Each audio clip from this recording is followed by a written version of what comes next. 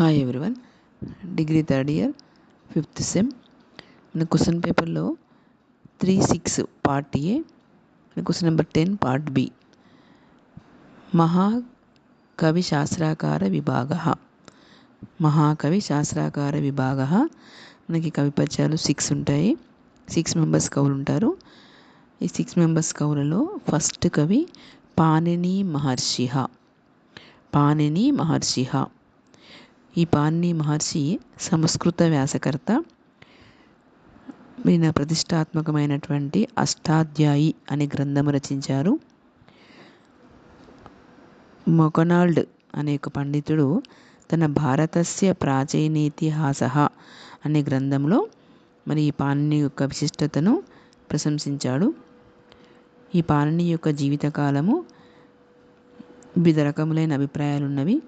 పాణిని క్రీస్తుపురము 700 నుండి 600 మధ్య కాలమున భారతదేశం నందు జన్మించారని సాహిత్యకారుల యొక్క అభిప్రాయం. ఈ పాణిని మహర్షికి సంబంధించిన కథను సోమదేవుడు రచించిన కథాసరిత సాగరం నందు, క్షేమేంద్రుడు రచించిన బృహత్ కథా మంజరి యందు ఉన్నదని తెలియచున్నది.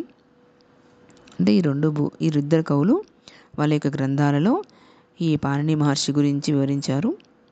ఈ 2 గ్రంథములు కూడా 11వ శతాబ్దంలో రచించినట్టు తెలియచున్నది.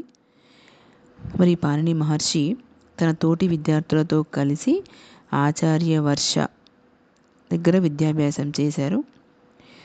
ఈ పాణినికి ఆహికుడు, శీలోని, దాక్షిపుత్ర మరియు శాలాతుర్యుడు అనే పేర్లు కూడా ఉన్నాయి.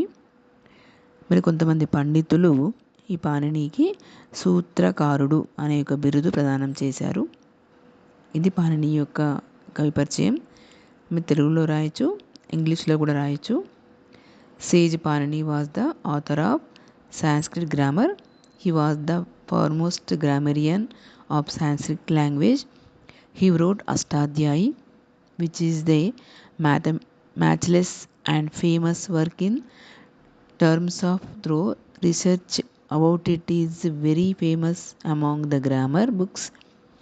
The scholar M.C. Donald praised the greatness Panini in the work Bharatasya Prachinitihasa, the ancient epic of India.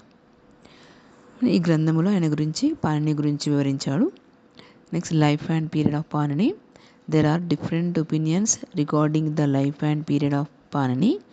However, the scholars decided that Panini belonged between 600 BC and 700 BC.